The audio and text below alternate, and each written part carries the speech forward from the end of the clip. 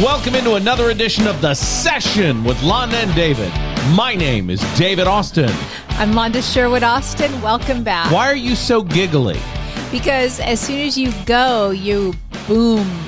That's exactly what I do. Booms. Yes, I boom. I want to sound clear and articulate. The levels, you do the levels and everything there, but in the room, the levels are hot. So it just makes me giggle. Every single time. It's like you hear that music and you are on. Well, that's what you do, right? That's what you do when you're doing a professional broadcast, and that's what we do here at The Session with Londa and David. It's a business program that focuses on the three things we are acutely interested in. What are they, Londa? Restaurants, real estate, and retail sales. And you might ask why. Why those three things? And let me tell you, I'd love to. Restaurants, we both grew up in restaurants. We did, that's for sure. I managed restaurants. They run deep in my blood. Real estate. We're both in real estate. We're That's right. both licensed realtors. You're also a licensed lender, mortgage lender as well. And retail sales, because we've both been coaching salespeople for 30, 35 years. Yeah. So there you go. That's why. My first sales coaching job was when I worked at Chess King, men's trend shop in the Acadiana Mall in Lafayette, Louisiana. Now it's called the Mall of Acadiana. Ooh, big brand change We're there. swapping some words, right? And I was the guy probably 6 months into working there that they had trained all the new people. Mm-hmm. And that was so much fun because, as you say, scripting was a big part of the thing. Yeah. I love it. We did a coaching episode last week, and we talked about scripting and how... And my apologies for being such a... You had an emotional day. You were very vulnerable. It's real. That's real. Whatever the case, not to harken back to that, but scripting is a big part of how you train people to be consistent in what they do. If everything you do and say is scripted, you will be much more prepared for the next situation. If the framework of what you do right. and say is That's scripted, exactly I would right. say not everything, but the framework, scripting is great for framework. Absolutely. I think the finishing touches are, some ad libs, some loosey-goosey, some be your own personality, sprinkle some of your spice in there, right? Right.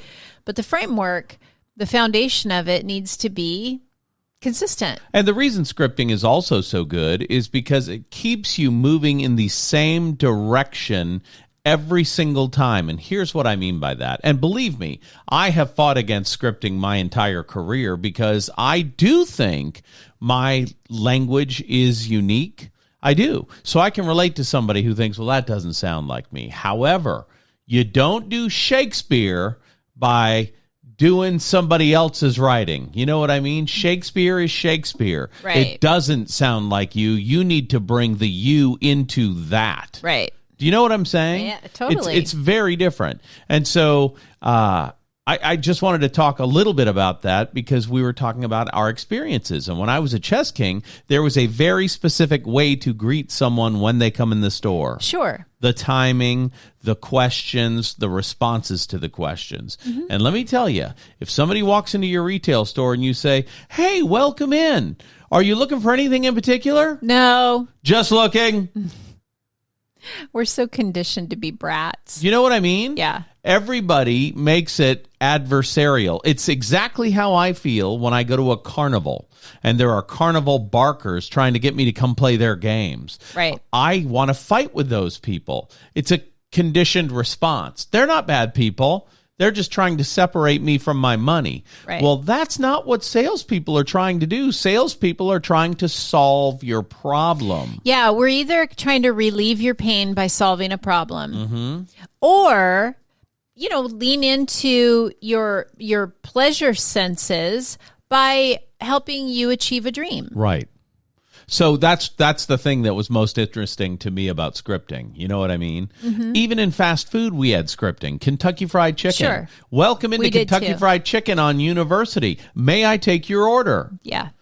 They know which Kentucky Fried Chicken they're in. They're there inside it, but it's the script. Yeah. When you answer the phone, thank you for calling Kentucky Fried Chicken on University. This is David.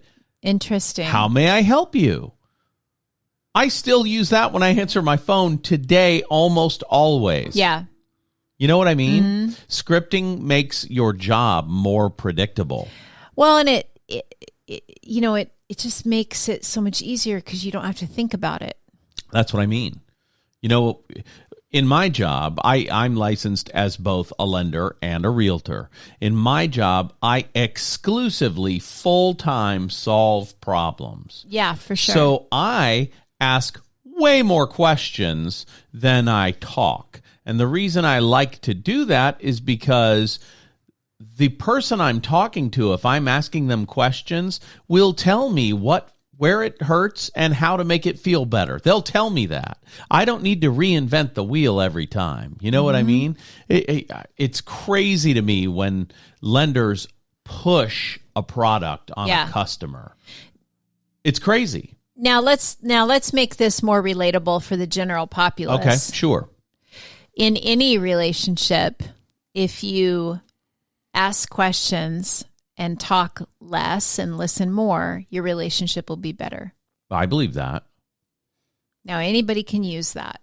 Well, and the reason that is the case is because people want to feel seen and heard. And you don't feel seen and heard when somebody's talking at you. Right. You don't. Right. You don't. But if you talk to people about their interests, you'll get a lot more out of them. And before you know it, you'll be super close buddies. Yeah. You know what I mean? Yeah, it's just, you got to have some natural curiosity and interest in people. Right. Now, bad salespeople don't have that. Bad salespeople have to talk more because they have no natural curiosity. Right. And that's the difference between someone who's successful and someone who's not successful or accidentally successful. Well, it's a difference between the little leagues and the big leagues, That's exactly right. We talked about it. It's exactly right. You get to decide whether you want to play in the little leagues or the big leagues. And there's a place for everybody. There absolutely to tell you the is. truth. There really is. That's the beauty of anything we do, is there's room for everyone. Right. I think it's why I cheer everyone on, right? There's a lot of competition, obviously, in real estate, right? And in other industries. But I always cheer on my competition, if you will. Right. I want everybody to win. Right. You know? Now, if I'm head to head with you, I want to win. But, you know, that's it. I had a realtor this week say to me, gosh, I just appreciate so much that you worked so hard on this transaction when the compensation's not very high. Mm-hmm. And it's not very high. It's, you know, a $15,000 trailer on a rented lot, right? But what I said back to her is the thing I try to remember is it's the biggest transaction in the world for the buyer and the seller. Right. It's the most important transaction for them. That's right. And it's not like it's an investment property or something. It's actually, it really is a big deal for each of them. It's where this person has been laying their head and where the next person will lay their head at night. You know what I mean? Yeah. That's kind of sacred. It is. And I try to remember that. And whether it's the smallest deal I've ever done, right. $15,000, you know. But I bet it's the largest commission percentage you've ever made in real estate. It is. It's crazy. It was a flat rate and it was crazy. But they deserved and got the best of me, just like $1 million client. That's right. You know? Yes. Because it doesn't matter. You treat everybody well and treat everyone the same. And because you never know. You know, I mean, just it's the right thing to do, right? Well, yes. And there's a difference between the thought of work smarter, not harder. Mm-hmm. You weren't in competition for this $15,000 transaction. Correct. This was kind of a favor, right? Yeah. But there's nothing wrong. And I'll say there was a realtor who I know who called me and said, I don't have time to show this. Will you do it? You are one of only 2 people I trust. Right. Which was a little sad. But at the same time, I was like, heck yeah, I'll do it. I don't think it's sad at all. That's a testimonial to how close your relationship is with this other agent. Yeah, but also a little sad that there's only 2 realtors in the whole world they trust. Well, but the way I read that is, I know how you work. Yeah. I'm being the other realtor. I know how you work. I know how I work. Not a lot of people work like we work. Right. She said that she knew I would take care of her client. And that's absolutely correct. Yeah. And it warms my heart. And the part that warms my heart is everybody's happy with me. I love that. I'm not going to lie. Love that. Sure. But also, getting it across the finish line is the win for me. Yeah. And being able to be the hero and being able to please someone and being able to I love that. Look good to all of the cooperating. I had to put on my cape a couple of times during these last couple weeks and save the day. And I love that. Well, I'm not going to lie. And let me tell you, if your basis is to solve problems, do the right thing, meet more people, and expand your sphere, then this can only help, because you talked to at least 6 people brand new to your life that you would not have spoken to had you not done this one transaction. Right. That's exponential growth of your sphere. Yeah. You see what I mean? Yeah. And that's the way we all need to look at these business opportunities. You know, if you're working in a car lot, right, and you're waiting at your desk for ups to come on the lot so that you can greet them and be the one who gets to write the client's name in your book, and maybe if they're there and they really want a car and the right car is there and they hit it off with you, they buy from you. If that's what you're doing, you're gonna go broke. You need to be able to create energy and synergy everywhere you go. There will be a few ups that walk on the lot. Right. But what if you call 6 of your past customers and say, hey, on Saturday, I'm going to be sitting at our location at this place, and I would love to see you guys. I haven't seen you in forever. I'm going to have sodas and ice cream for the kids. Why don't you come on and see me at the dealership? And oh, by the way, the new electric models are here, and I just want to shock you with them. I'm telling you, if you're listening right now and you saw cars, you better write that script down. That was good. I mean, it's easy. You know what I'm saying? Well, it's easy for your brain because your brain works that way and you've done it for so long, it starts to feel like second nature, right? It's muscle memory.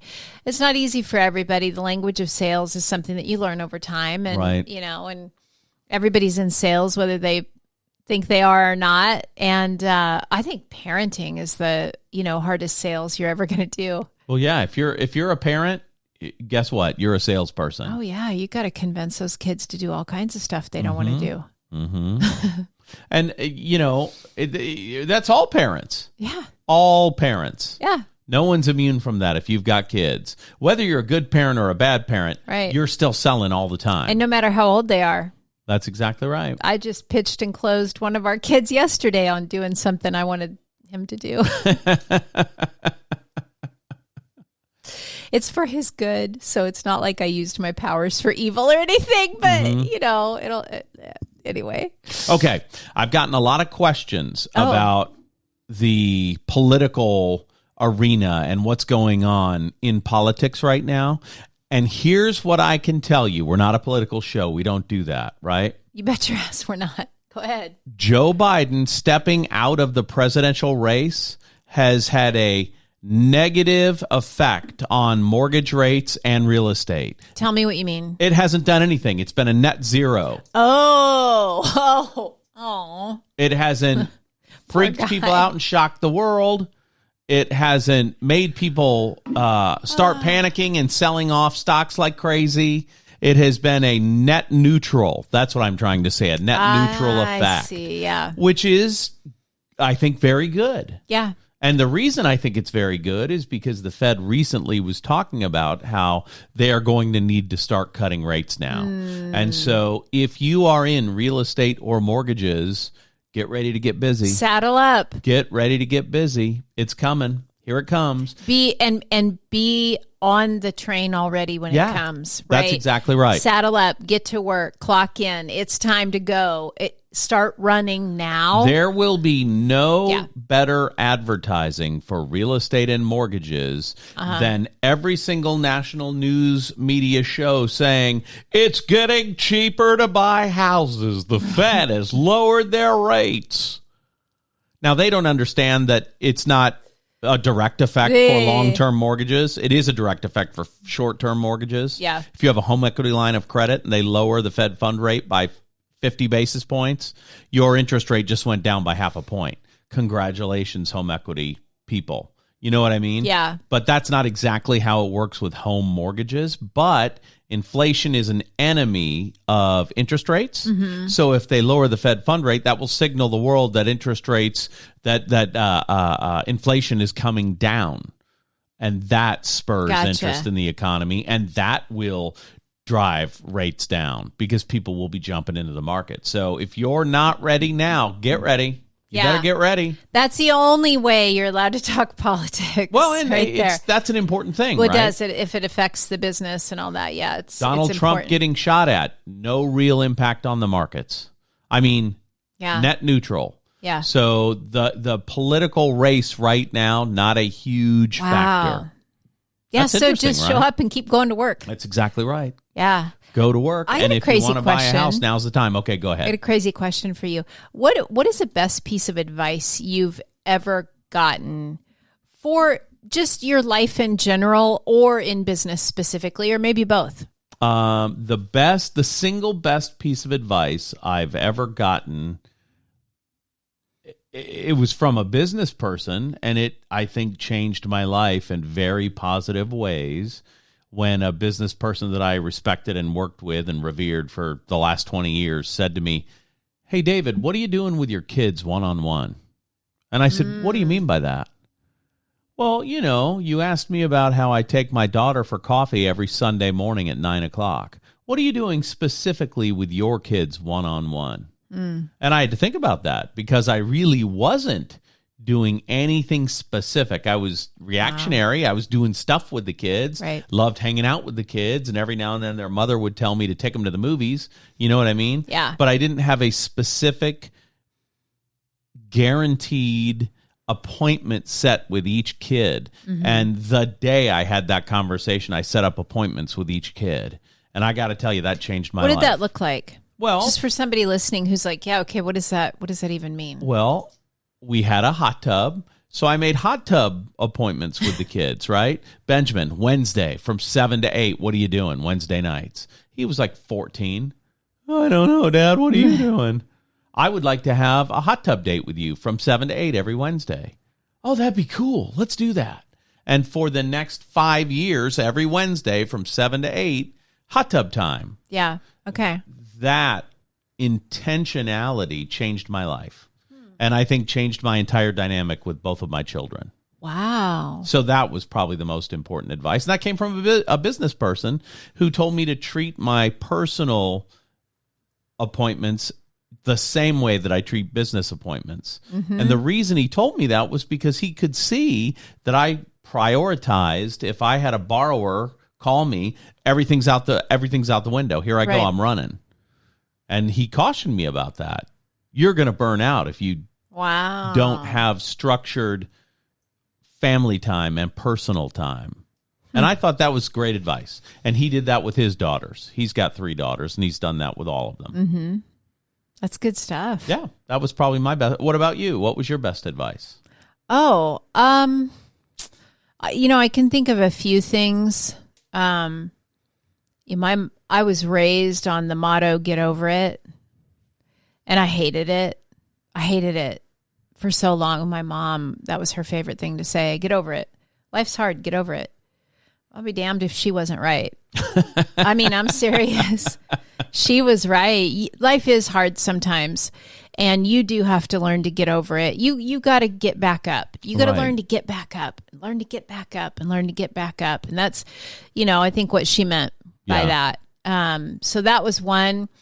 One of my first bosses gave me some really good advice, and he said, I know this one. He said, "Hey, if you spent as much time working as you did complaining, you'd be my number one.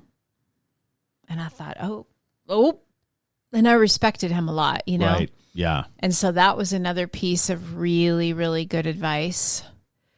I mean, as far as like parenting, I was always the one giving people advice. So Sure. I don't have a good one for like family or anything. Yeah, I think those two things were definitely guiding factors for me, right? So now I think, okay, I try not to get too bogged down. I let myself feel my feelings, right? And I might get down for a half a day or whatever, and then we got to move on, because it's okay to be there, but it's not okay to stay there. Right. And then just remembering, like, complaining doesn't get you any results. So maybe complain to get it out of your system. And that's the way I do it. To yourself or whatever. And then start looking for solutions, start learning, start growing, start moving forward. That's really all that matters. It reminds me of what Mateen Cleave says when he goes, "Don't have a pity party. They're not fun. They're not playing your favorite music. Yeah. Get up and leave that thing. It's no good." Yeah. I love that. Mm-hmm. So I think those are a couple of things that I can think of. Okay. You know? Do you take into consideration a lot of the need for inspirational language in business, like change your state? If you're not feeling good, shake it off and change your state. Mm-hmm. You know, physically alter your surroundings and change your state. You know, what about it? Do you like stuff like that? That's business advice that I've gotten over the years, that kind of thing. Oh, yeah. Yeah. It's absolutely vital, because when you know you need to get over something, whether it's personal, business, whatever. Right. Knowing that physiologically, if you change your state, which could be a number of things, but it's always something physical, right? You jump up and down on the ground, shaking your arms, or you hit your chest, or you go stand in the grass, or go do a cold plunge, whatever. Yeah, let the sunshine hit your face. You know, somehow take a walk, change your state. It can be really, really, really helpful. Yeah. Yeah, I love that stuff, because, you know, motivational kind of things like that over my lifetime have probably kept me from turning the lights out. Well, that's a very powerful thing that you just said, and I have an analogy about my life, you know, about being crushingly depressed. What saved my life is having a little bit of ADD, because when I'm crushingly sad, I've got about a 15-second window of despair, and then, a chicken. Right. You know what I mean? That's real. Yeah. I can't stay in that space for more than 15 or 20 seconds. Yeah, no. Before it's gone. I can stay in deep, dark spaces for long periods of time, which is why a muscle I exercise more than any other is get back up. Get back up. Get back up. Get back up. Yeah. Get up. Dress up. Show up. Yep. I mean, I got a million of them because I've had to, right? I've struggled with depression for a good amount of my adult life, for at least the last 20 some years. Were you ever medicated for it? No. Okay. Nope. What do you think about those medications? I think there's a place for them. You just haven't needed to be chemically altered? I'm super, super sensitive to medications. Sure. So those medications are pretty hard to dial into the right dosage, right? And then you take somebody like me where I'm super sensitive, I'm super allergic to, I just had to find other ways to manage it. And so I manage it through a rewiring of my brain, rewiring of my thought patterns. Sure. That has worked for me. I mean, worked for me. I don't know if you know, pretty well, Sure. So I haven't wanted to kill myself for a really, really long time. So that's what I'm trying to say. That to me sounds like a very scary statement, right? And I don't I really can't relate. Well, I think it's real and important to share because people maybe look at me and think, what a charmed life. Yeah. And they don't know that, sometimes in the dark, I'm fighting the same demons they're fighting. Sure. You know what I mean? Or maybe scarier demons that people don't even want to think about. And maybe that's why I want to be kind to people. I want to, even people who've done me dirty. And it might take some time. It might take years for me to work through all of how I feel about things. But I will almost always make things good with somebody. I don't like having ugliness between me and somebody else, right? I just I don't know. I think you don't know what people are going through, what they're facing. Sure. And if people I don't have any real resentment toward any person ever, but if I sense someone has that for me, I give them a wide berth, and I don't try to get in there and make them uncomfortable. You just kind of smile and give them a wave and keep moving on by, exactly right? That's exactly right. I don't have anybody, though, that I want to stay away from personally. Yeah, I don't. Because I'm just a goofball, and the next morning when I wake up, I can be furious and be like, oh, I want to wake up the next morning and it's fully gone. Don't even remember it. Don't even know what I was talking about. And if somebody's like, well, you still pissed at so-and-so? Oh, I forgot all about that. And that's a real thing. Yeah. That's a real thing. Yep. Early onset dementia. I don't know what it is. No, I think it's a survival skill of yours to stay in a happy place and in a loving place with people. Well, I got to tell you, life is much, much easier if you're looking for the good than the bad. I can tell you that for sure. Yeah. Yeah.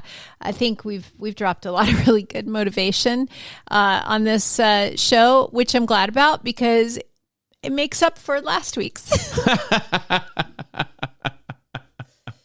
Y'all, I was in a mood, and that's just how it is. That's real. The session with Londa and David is brought to you by Sherwood Austin Homes. Yeah. Your home is just a click away at SherwoodAustinHomes.com. Find out approximately what your home's worth. Search for properties that are of interest to you. Find the right location and search it on SherwoodAustinHomes.com. Again, your next home is only a click away. There you go. I just, if you're watching the YouTube video, I just highlighted all those different things for you. And of course, you can always reach out to us. Yeah, our contact information's on there. Boop-a-doo. That's very fun. Okay, what's next? We're at 28 minutes and 57 seconds into the show. I don't have much else to say. I kind of wanted to do a recovery show. Oh, okay. So this was, let's shake off the cobwebs and get clean. Let's get shiny. Sorry. All right. Well, that makes sense to me. Not a lot more to talk about then, I guess, huh? No, I think that's it. Let's keep it short and sweet. And I hope you listen to this. I would recommend that you go back and listen to it a couple of times because there's a lot of really good little gems in there that people can pull out. And see, that's an interesting thing that you can get from us too on our TikTok, we break down some of the little snippets of conversation so you can have a 30-second chewable piece of the show without having to listen to a full half an hour. We do that each and every week. I don't know what my TikTok handle is. Look, search for David Austin, and if you see Londa, that's it. Mine's Londa Sherwood Austin. There you go. Easy. For Londa Joanne Sherwood Austin, the prettiest girl in the world, my name is David Austin, and this has been another edition of The Session with Londa and David. We will see you right here again next week.